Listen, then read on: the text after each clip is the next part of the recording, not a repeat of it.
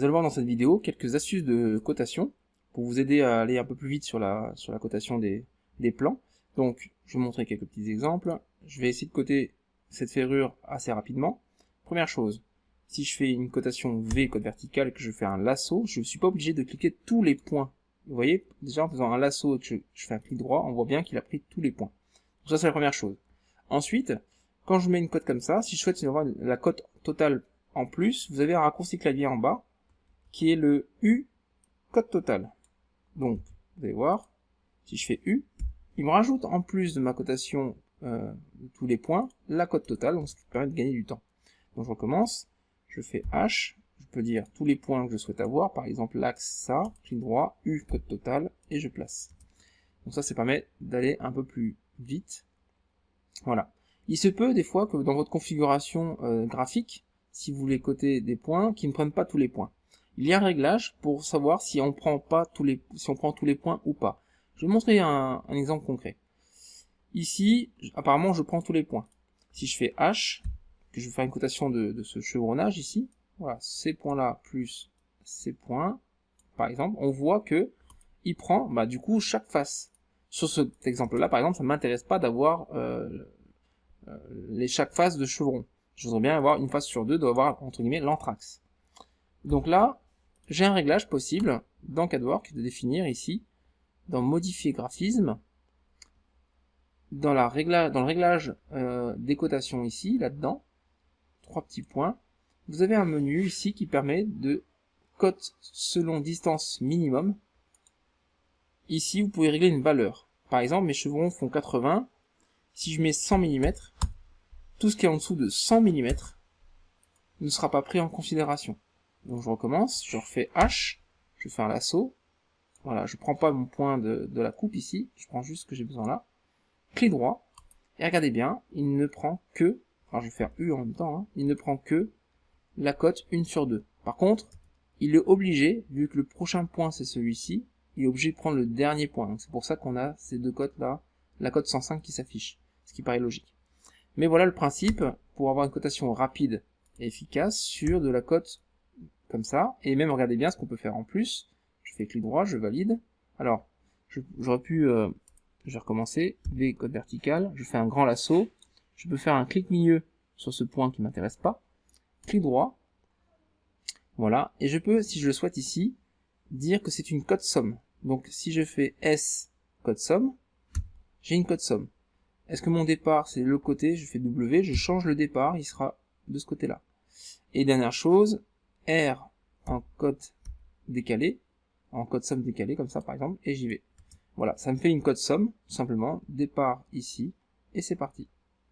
Voilà le principe de raccourci clavier pour ces cotes cumulées. Ensuite, une cote déjà insérée, vous pouvez la remodifier. Par exemple ici, je vois que j'ai mis une cote pour mon chevron, j'aimerais mettre par exemple l'anthrax de mes pannes en plus, ou changer ma cotation.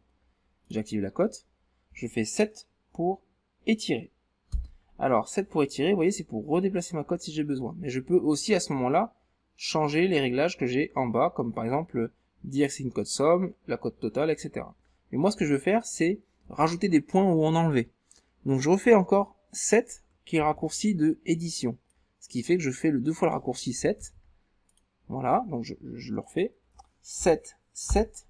Et là, à ce moment-là, je peux rajouter des points qui m'intéresseraient d'avoir. Par exemple, ce point-là, celui-ci.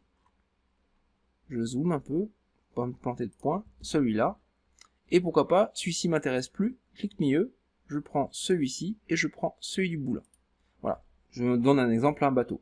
Clic droit, et voilà, je suis en train de remettre une cote ici. Donc je peux remodifier une cote à tout moment avec 7, 7. Après celle-ci, 7 étiré, U, cote totale, et je rajoute le total. Voilà, une cote n'est jamais figée, fixée. On peut toujours la remodifier, la réadapter, la retirer, vous n'êtes pas obligé de la refaire. Alors je ne peux pas tout expliquer dans la cotation maintenant, mais une petite chose qui est importante à savoir, qui est la différence entre la distance d'attache et la longueur d'ancrage. Alors, ici, si je mets une cote, donc je suis configuré en G1, voilà, je place ma cote ici, mais je vais l'écarter un peu, je vais la mettre par là. Là, on voit que ce qui est un peu gênant, je trouve, c'est que cette cote-là, il y a cette grande ligne d'attache qui apparaît alors que je n'en ai pas vraiment besoin. Ça veut dire que là, c'est une distance à l'attache. Donc modifier, vous voyez, je suis en distance à l'attache.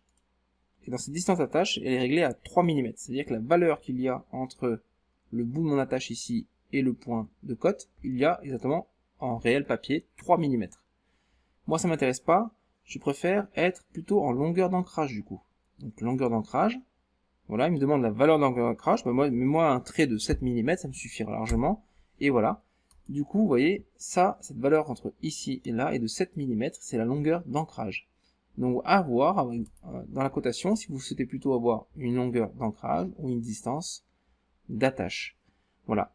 Après, dans la cotation et dans tout ce qui est dans le 2D, à vous d'être curieux, d'aller chercher et fouiller les différentes possibilités quand vous activez un élément que vous allez dans modifier, de voir toutes les possibilités qu'il y a ici. Il faut juste être un petit peu curieux et voir ce qu'on peut faire avec la cotation et le graphisme de tous les éléments qu'on ajoute dans CADWORK. Voilà.